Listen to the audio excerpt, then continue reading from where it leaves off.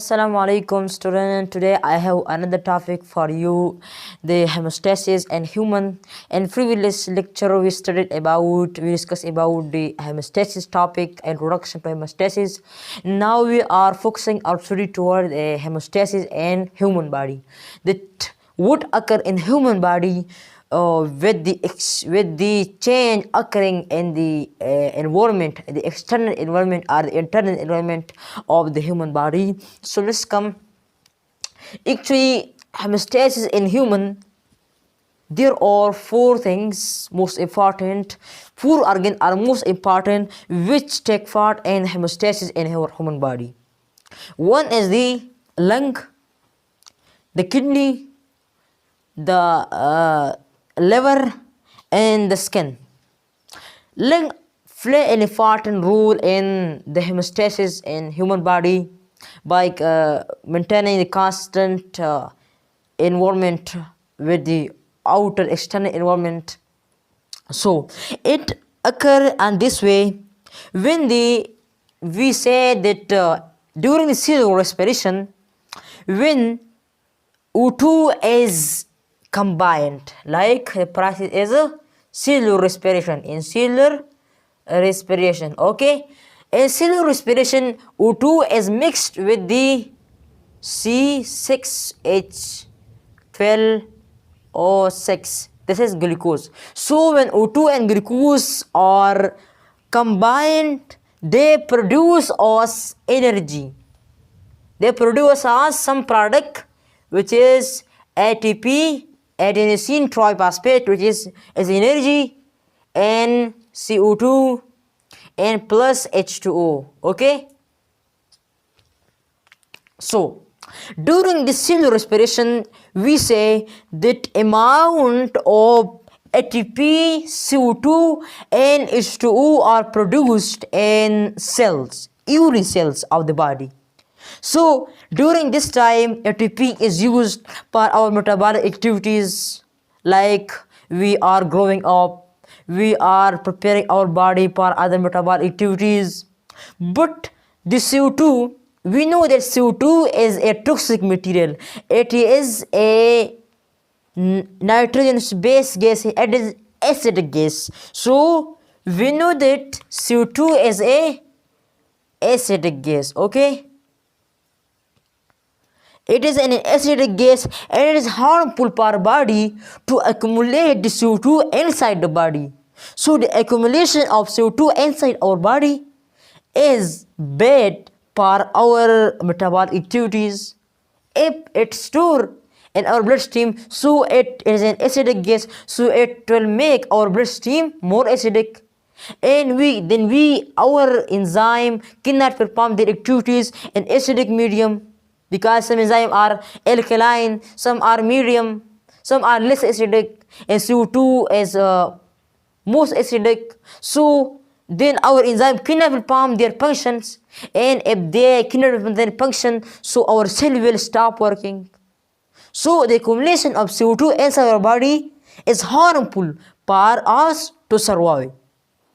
So therefore, from every cell, when CO2 is produced in every cell during the cellular respiration, they are carried through the bloodstream. So like the cell, and this cell, the cellular respiration occur in which ATP plus CO2 plus H2O are formed. So the bloodstream passes nearby this. So after the cellular respiration, the amount or the concentration of CO2 is reduced in the bloodstream in response to the cell. So in the cell, the CO2 amount or concentration is increased, and in the bloodstream this is reduced. So we know that everything goes from a place of higher concentration to a place of lower concentration. So during this process, CO2 is in more concentration in most concentration in cell and less concentration, okay, in the blood vessel. So therefore CO2 is diffused to the blood vessels through the process of diffusion.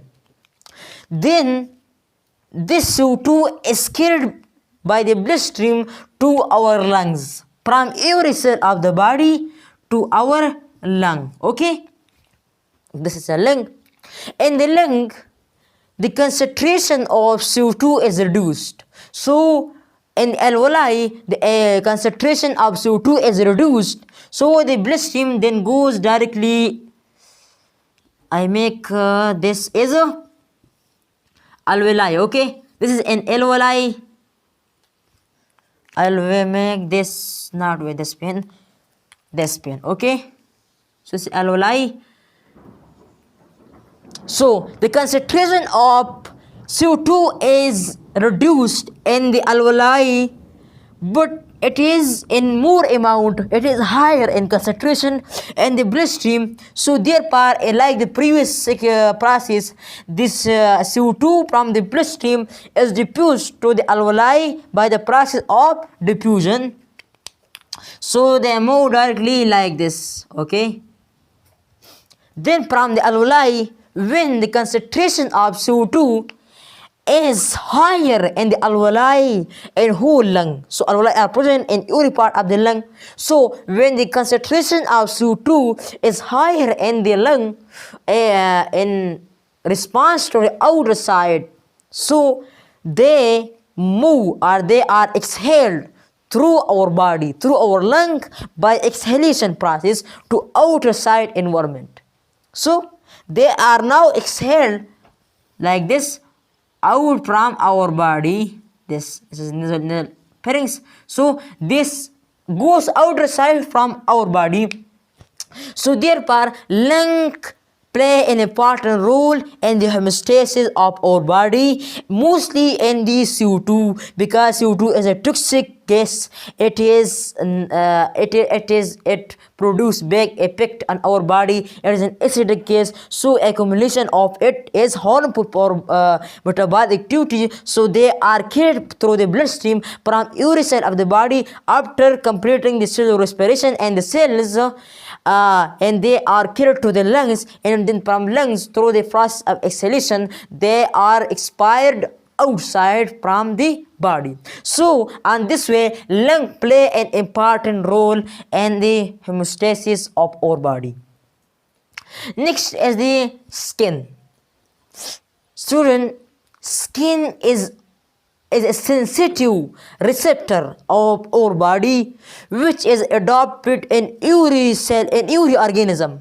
Like human have different type of skin, cow have different part, different kind, other animal different. And this way, skin is adopted as a sensitive receptor of the body. It have on the action of homeostasis, I will erase this. On the action of homeostasis, they have some fatty cells.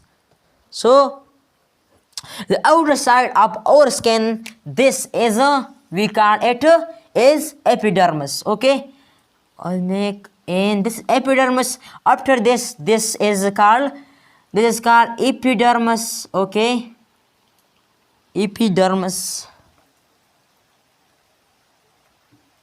It's called epidermis. This is called dermis. And beneath the epidermis and dermis, there is a petty sheath or a petty membrane. This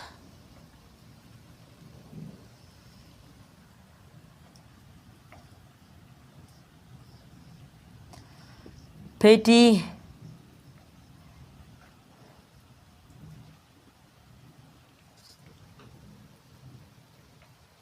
membrane. So beneath the epidermis and dermis, there is a petty membrane which works as a hemostatic organ in our skin. During when there is a cool condition, so it does not allow the heat to leave. Like this is our inside body. So this petty material don't allow the heat leave the body like this outside, or come inside to the body. So on this way it provide and play an important role in the homeostatic activities of the skin. During cold condition, this petty membrane is contract. It is contract, and this membrane, the hairs on our skin. On our skin, the hairs are present. They are based from the petty sheath membrane. So during the cool condition, this membrane is contracted. So on this way, our hairs are also contracted.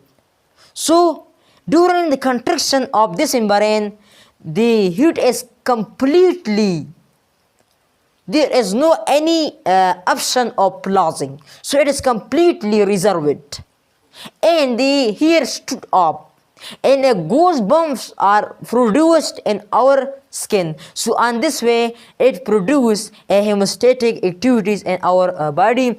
But during the hotness, there is something different occur. There is more hotness, there is more heat inside our body. So in order to maintain homeostasis in our body by the skin, this material, this petty membrane allow the heat to evaporate in the palm of water. So the heat goes like this. So during the hotness, it allow the heat to move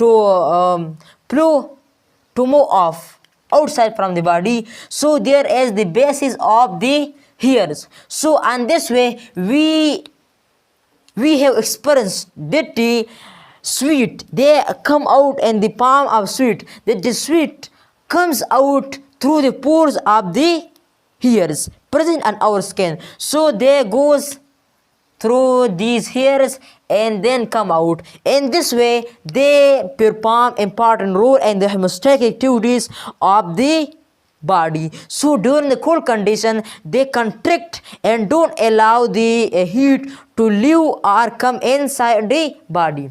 And during the hot condition, they relax and allow the heat to leave the body in the palm of sweat through the pores of the hairs. Next is kidney also play is important hemostatic organ in our body. Like during the cellular respiration, I will make there is a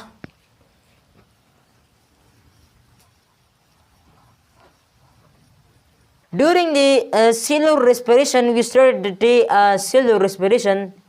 We studied that the product of this is a ATP plus H2O and plus CO2. So CO2 is excreted through the lungs, but H2O is needed by our blood plasma membrane, but extra will be excreted outside from the body. And if some energy are used by the body and they are expired and they are converted into a last product, so all the toxic material which are present in our every part of the cells, so they are also carried by the bloodstream to the kidney.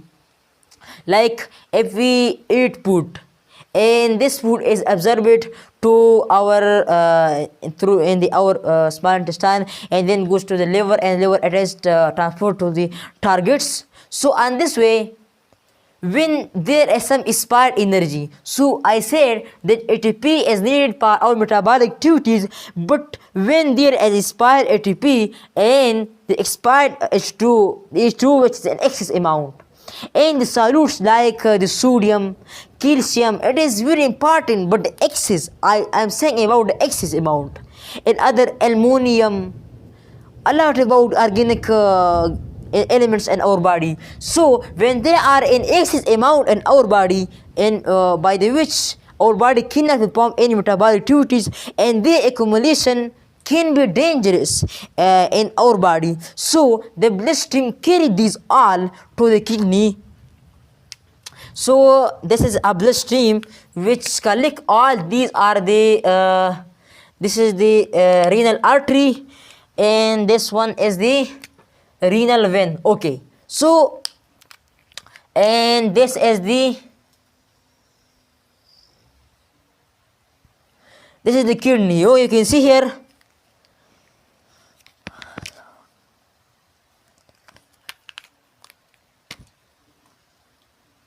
Okay, you can see here. So all the toxic material from all our body is collected by our renal artery. The renal artery is the artery, and the renal vein is the vein which carry and carry the material from our kidney into our kidney.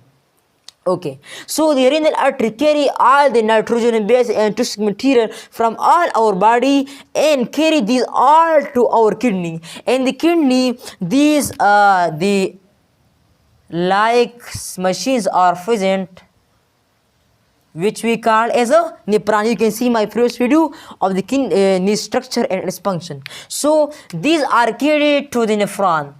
And the nephron has different parts. These toxic materials are filtered in the glomerulus filtrate, and then these moves lower to the different parts of the nephron, and then they lastly come out through the collecting duct, and the blood which is it become pressed, and and the toxic material from the blood is removed. So this fresh blood then back flow to the renal artery to the heart. Okay, so when these toxic materials are collected from all over the nephron through the collecting duct, so they then moves down through the ureter.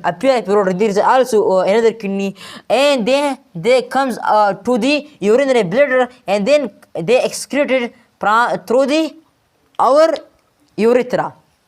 Okay, so and this way the kidney perform is an important role in homeostasis of our body. It collect all the toxic material and nitrogen bases from all our body, and then remove these all from the blood vessels, renal vein, and then excrete this all through the ureter to urinary bladder, and then through the urethra they are eliminated outside from our body. So on this way kidney play an important role in maintaining the homeostasis in our body. You can see my previous video of kidney structure and function. Okay, the last one is the liver. Student, liver is the largest organ in our body and also a gland because it secretes several enzymes. So on this way liver also play an important role in the homeostatic activities of our body. It is like on this way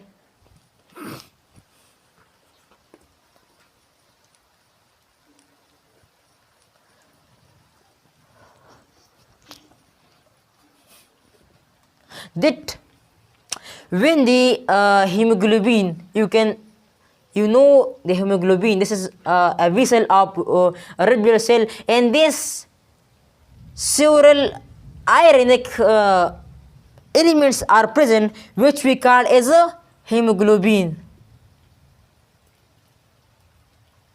Mostly the red blood cell is made of hemoglobin. We can also say it is a carrier of oxygen, is a carrier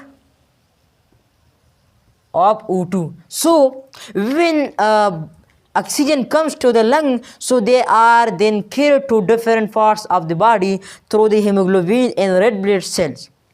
Okay, so when the hemoglobin are died, it means that it has some lifetime, like human die after living 60-70 years in the world. So and this way hemoglobin in our body has also some time for surviving. So when they are died, so the dead hemoglobin cells are then carried to our liver. Liver is like this, like structure. They are then carried to our liver. Liver is just in front of our stomach. This is our stomach. So they are then carried to our liver. And the liver, the hemoglobin are eliminated through the secretion of bile into small intestine. So then there is small intestine. So then they excrete the dead hemoglobin cell through the bile to the small intestine, and then from small intestine it is passed to the next part, the large intestine, and then through the anus it is excreted outside from our body. So on this way, liver play an important role in the elimination of dead red blood cell or hemoglobin. Another way is this, that the liver also play an important role in the,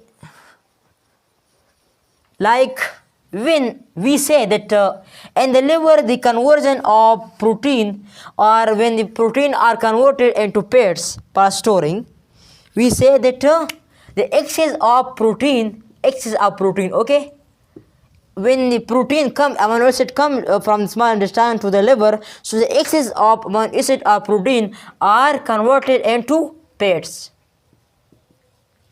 When there is a need of protein in our body, so this fats are then converted into glucose by the process of glucogenolysis, okay, glucose, okay, plus N, when right is NH2. NH2 is ammonia group. We can also say as a ammonia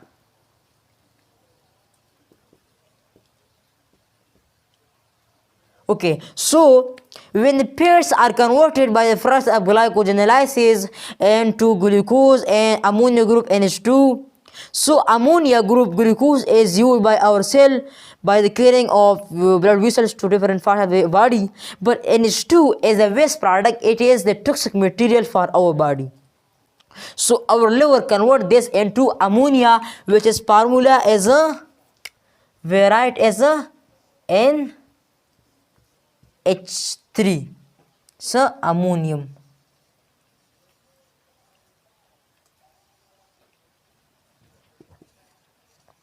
Okay, then our body convert this into urea, okay, urea,